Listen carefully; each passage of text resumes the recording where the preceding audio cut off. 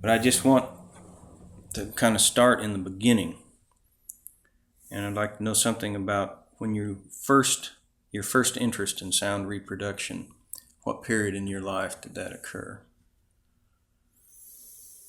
Back about 1920 or 21, when I had become a bootleg ham, an unlicensed radio amateur, I heard a Magnavox loudspeaker, one of those things that was made in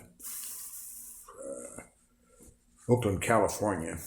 They were loud and powerful, and you had to have a power amplifier to run them. Not a powerful power amplifier, a watt or so, but that was a lot more powerful than the amplifiers, the radio tube that will run a pair of earphones.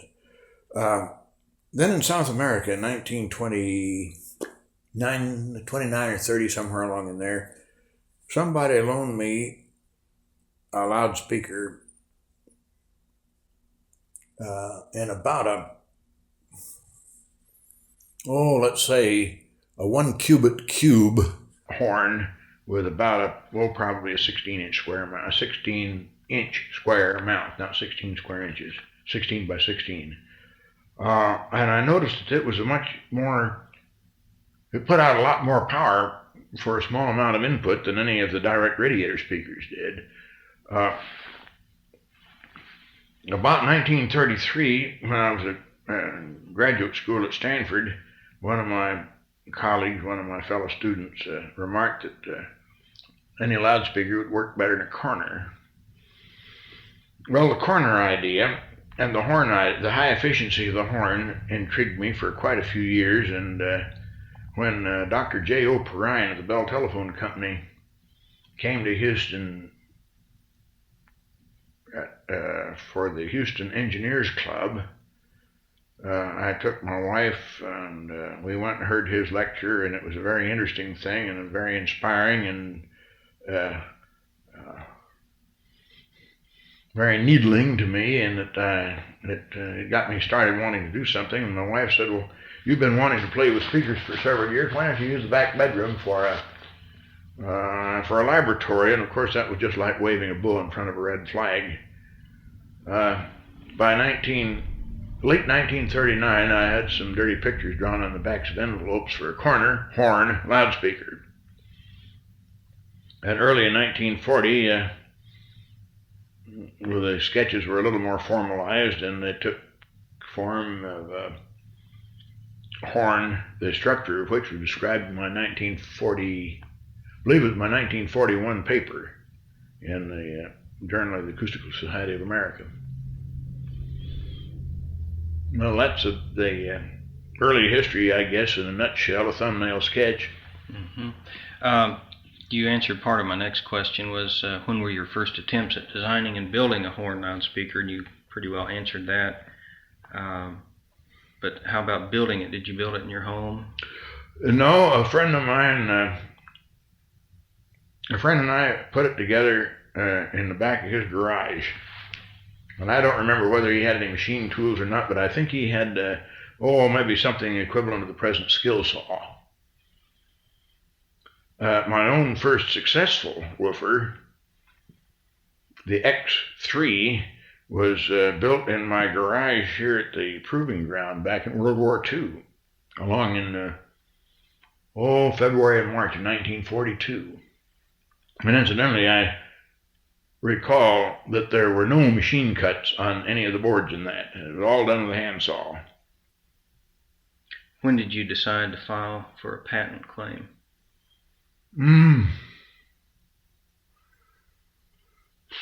Oh, gee whiz, I wish you'd asked me that yesterday, and I'd looked up the date. It would have been early in 1940. Okay, I just wondered if you had thought, when in your thinking processes, when you thought about filing for a patent. Early on, or? Yes, early on. The company I worked for first in Houston, and that is the first company in Houston with whom I worked, was the Independent Exploration Company. Mm-hmm. And we'd gotten into a big hassle with the owner of a patent on seismic prospecting, which we in our company felt was well, not the best way to prospect for oil. It was what they call a refraction prospecting method. And our company had developed a reflection method, which was much more, much more powerful analytically. However, the patent, I wish I could remember the name of the guy that got that patent, but I think it was a German national. And he applied for American company and got it, American patent, and got it, and it was assigned to one of the major oil companies in this country. Well, they wrapped that patent around the necks of the various individual companies that were doing seismic prospecting, and the stock in that company went up about $1 a share when the thing was settled out of court. When that court case was settled, or when it was settled out of court, my boss, a major, a doctor,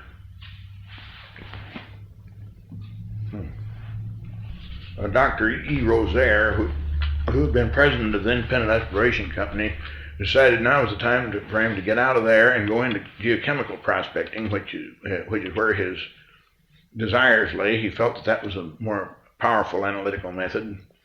So he went out and formed his own company. As a matter of fact, it was about 3 or 4 successive companies winding up with Subdirex. The name Subdirex was the company name. And he said, now, in this new organization here, I want to be in a position to trade patents in case somebody else has some patents that we want. We've got something to offer them in return. If in an independent exploration company we'd gotten patents every time we got an idea, we could have traded with this big company instead of paying them money. And what he said rather saltily, and I'm not going to repeat the words, every time a guy scratches his nose with the left hand, I want him to get a patent on it. Well, anyway, he designated me as the guy to go as the go-between, but between the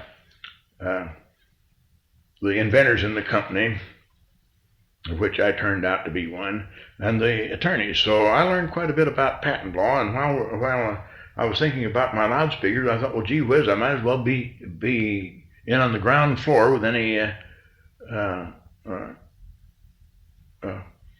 patentable ideas. Mm-hmm. Did you ever expect to build loudspeakers for a living?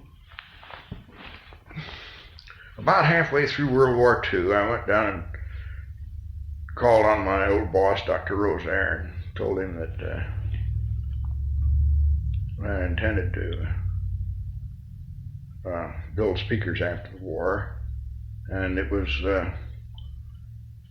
customary and maybe even legally required that when a man went from a given company into the military service, his job would be held open for him. And I said, don't hold my job open for me. And he looked at me kind of funny and said, okay, if that's what you want to do. Incidentally, he was very nice about allowing me to retain ownership of the patent. It was understood that anybody that did anything in the company there would assign it to the company, and I said, now this is not something that has to do anything to do with hunting for oil or producing oil or any of the prospecting techniques. It's something that's not within the expertise of the company. It's something that you probably don't want to fool around with, and I'd like to. It was something that I did during spare time at night. He said, you get a release made up and I'll sign it. So I wound up owning the, incidentally speaking of owning the patents, I made a deal with my patent attorney, and I had to buy him off. I noticed the reassignment. Yeah. Okay, your first shop that you built units for sale, where was that located?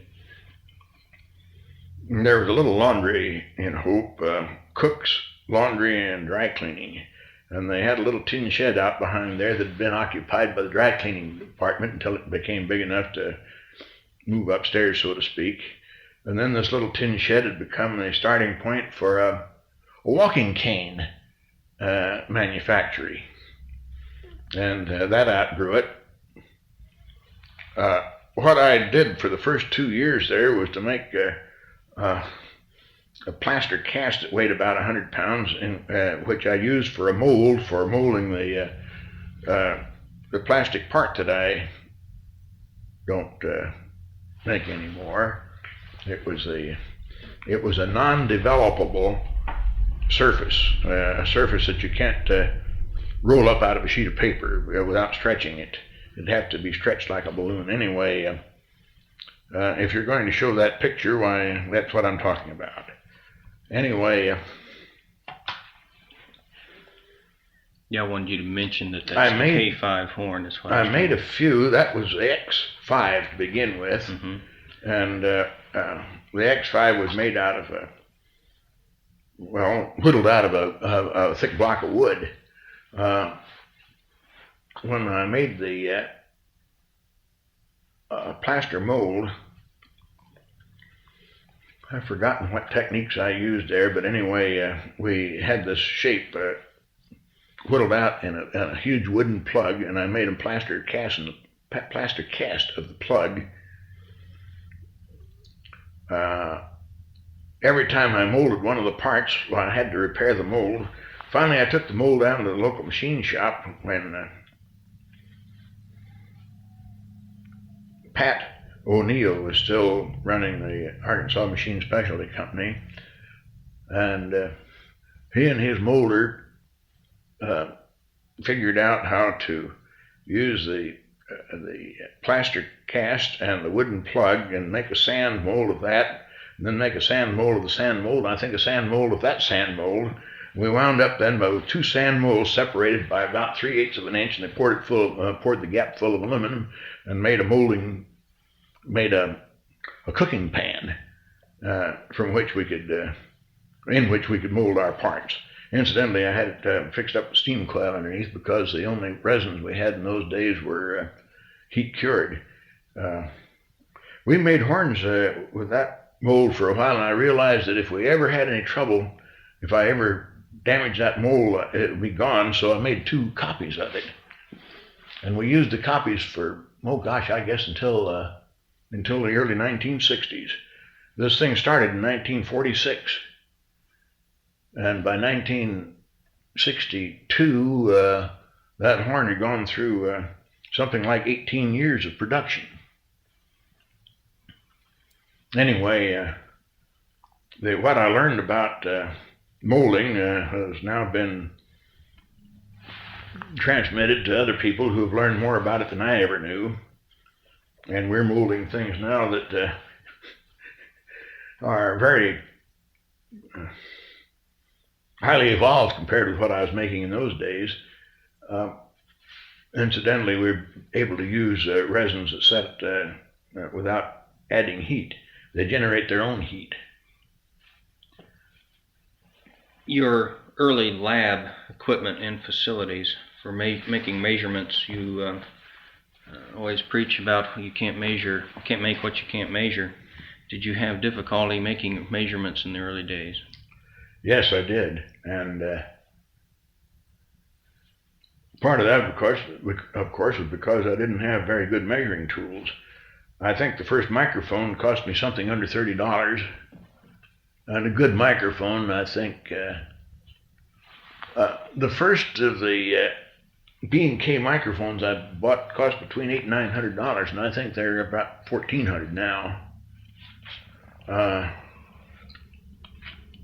My signal generator consisted of a copy, more or less, you want to call it a copy, anyway. some people that got together and formed the Hewlett-Packard Company back in I suppose right after the war. There was a paper appeared about 1938 or 9 on a new kind of an RC, resistance capacitance controlled oscillator, and that appeared in, I think, the Proceedings of the Institute of Radio Engineers.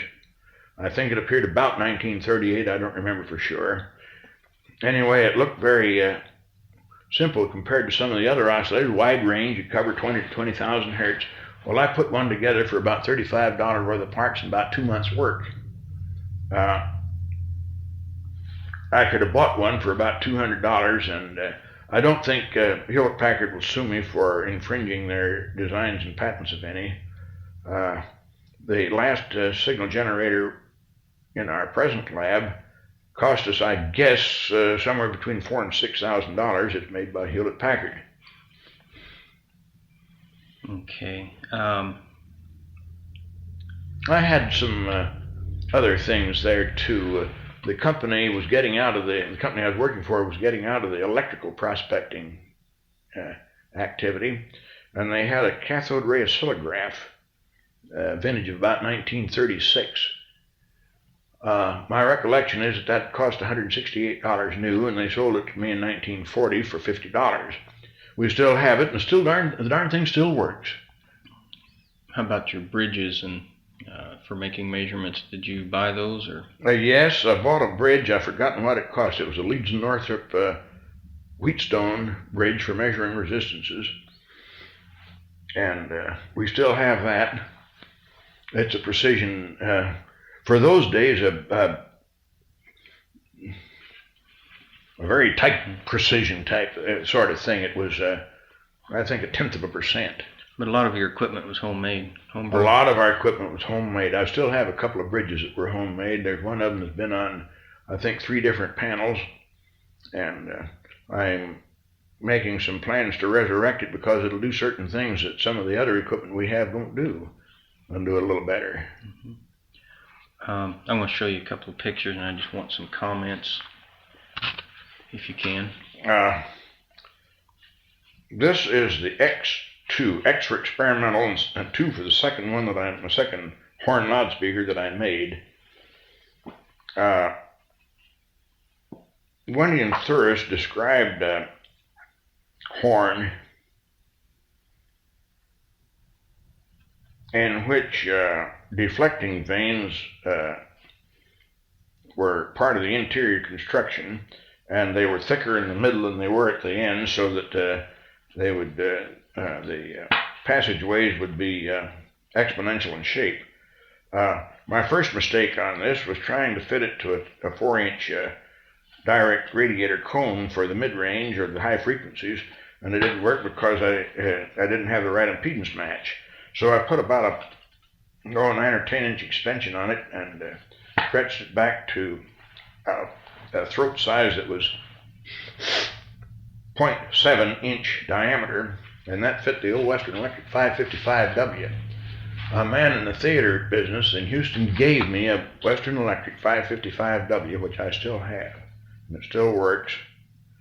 And that evolved into the 555W was the old workhorse of the theater. It had originally been intended to be used as a wide-range speaker, and Western Electric made one speaker that, with that unit as a driver, that would go from 120 hertz out to about 5,000. Well, this X2 horn was pretty good in some respect, but it had too narrow an exit angle, and it wasn't very pretty. Along in 1955, I decided that time had come to make the horn with the ideally correct exit angles or polar radiation pattern, and X5 was the result of that. And this picture is of the K5. The driver in it, by the way, was Stevens P15. P for permanent and 15 for Well, just a number. It might have been because it was a 1.5-inch diaphragm. Anyway, this picture shows the early form of the K5 horn. In fact, it's pretty close to the final form. This one had inserted tongues or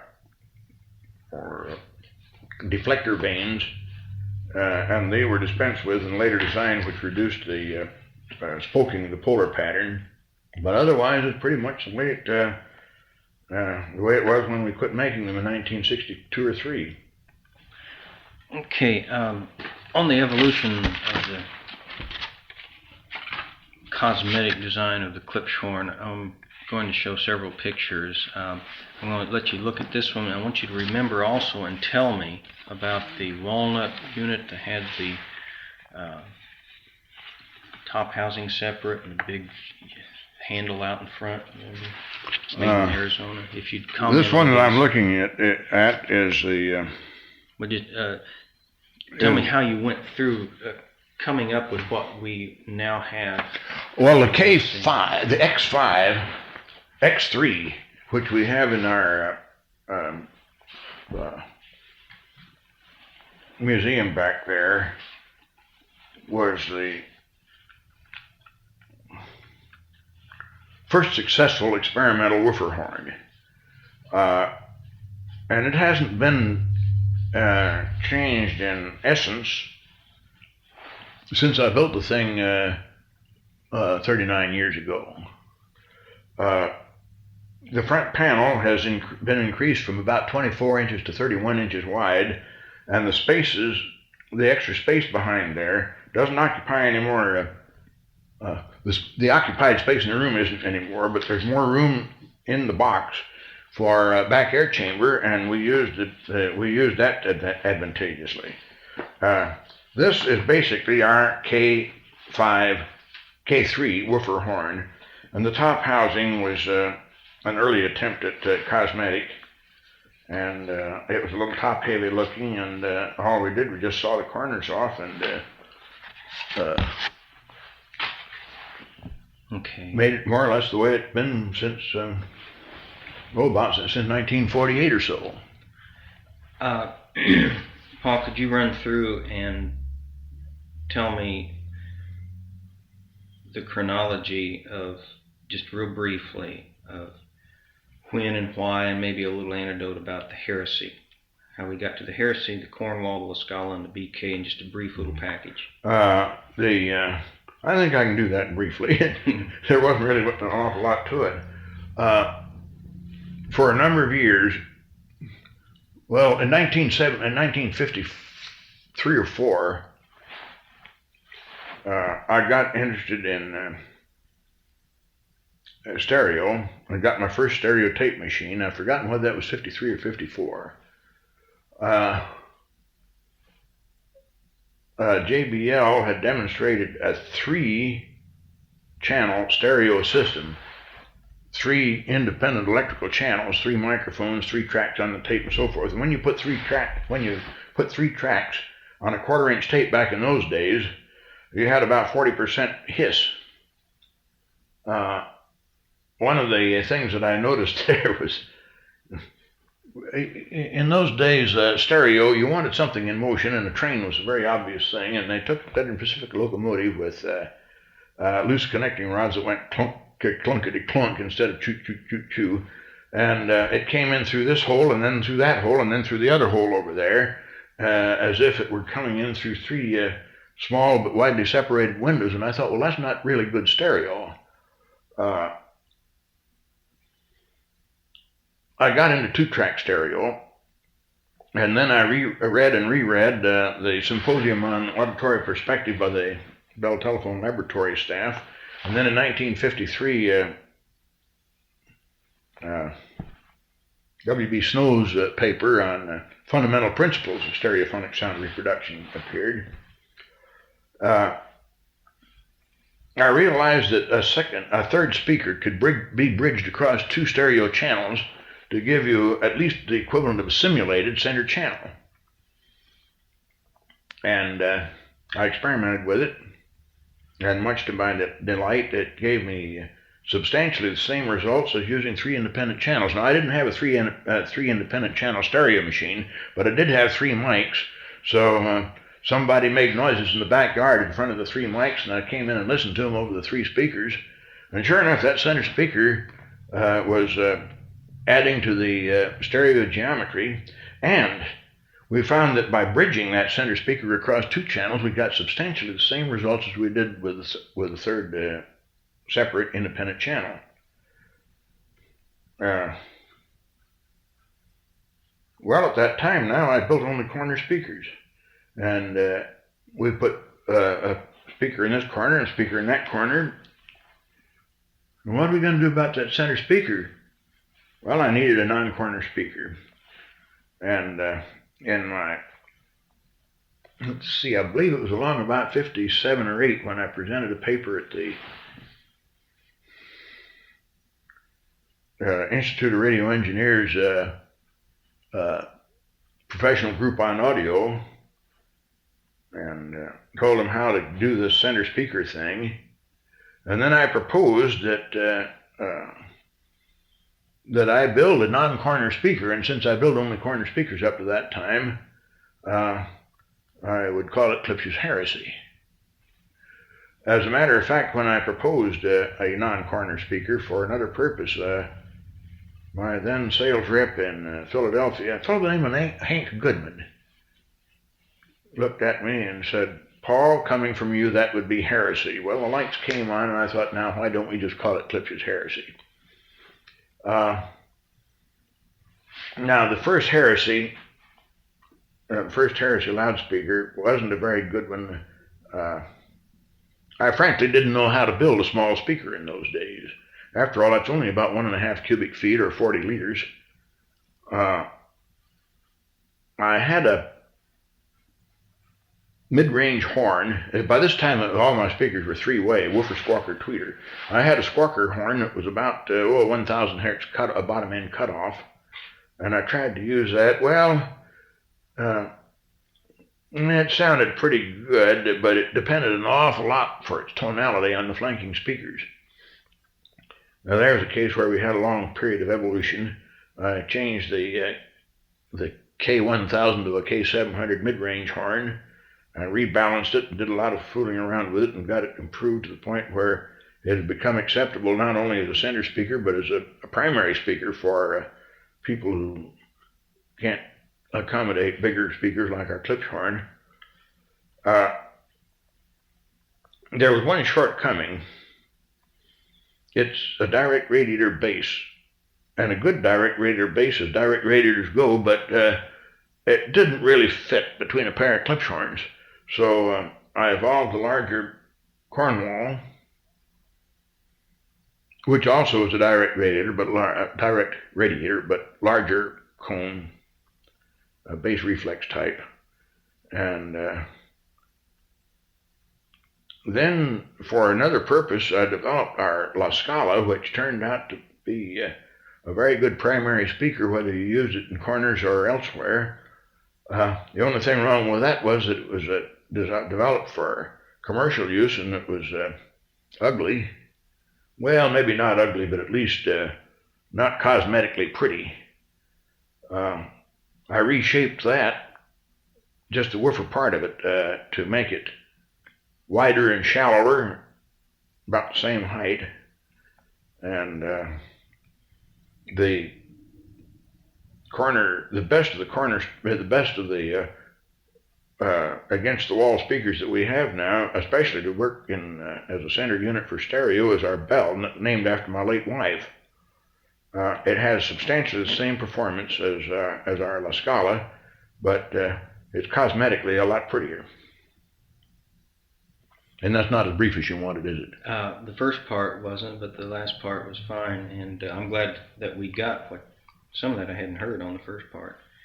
One other thing, unless you have something you want to comment on, but that is the running break that we give the employees. How did that get started? Why? And just tell me a little about that.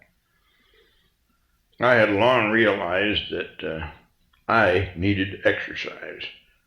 And I didn't know how to go about it. I didn't know what to do. When I was in El Paso visiting my mother back in the 50s sometime, I bought one of these pull springs to exercise my back. I've had trouble with my back since I tried to crank a Model T Ford in 1933, trying to be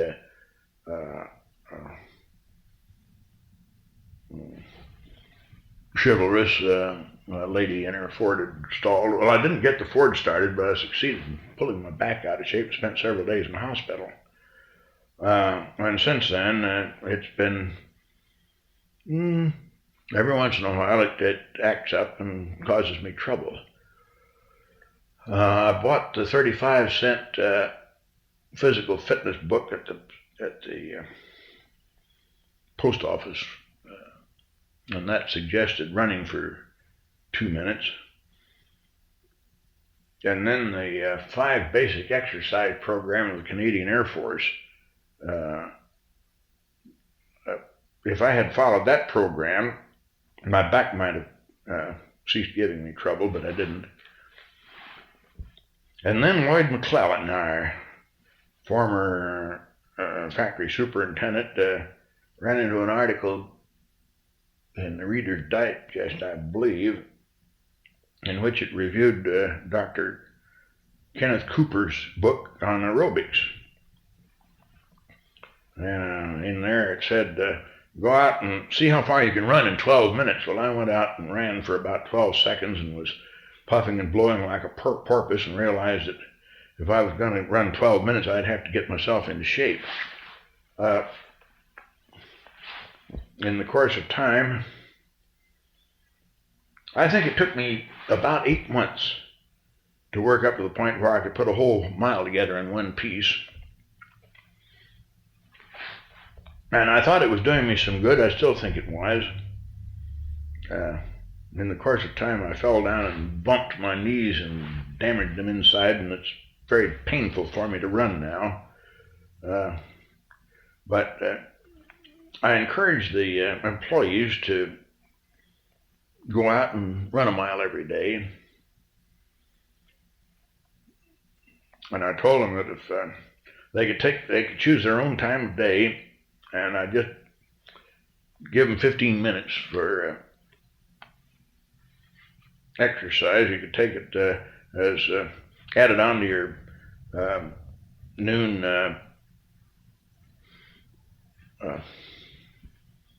lunch period, or during a coffee break, or whenever they wanted to. And a lot of the employees do that, and I don't know whether it's doing them any good or not, but I kind of feel that it is. Have you run recently? I haven't, but you swim. I did swim 5 times, a couple of 100 yards this morning, and I need to swim more and oftener and longer. How old are you today? I don't know how old I am today, but yesterday I was 70. In a short period, and if it's a few days, I'll be 77. Yeah, I was going to ask you how old you will be tomorrow. Well, it isn't tomorrow. Okay. All right. Just one other thing. Could you make any comments about the silver medal, why you got it, and maybe some of the comments you made on your acceptance speech? I have a cassette tape which purports to be what I said at the thing, and not having a cassette machine, I can't play the dadgum thing. No, I don't remember what I said, except that I tried to be clever as I started the thing off, and I reeled off about 4 or 5 feet of paper and said that they were going to allow me a few words of acceptance, and that being a man of few words, there's 5 feet of manuscript that I would, well, of course I didn't read all 5 feet of it. The citation was for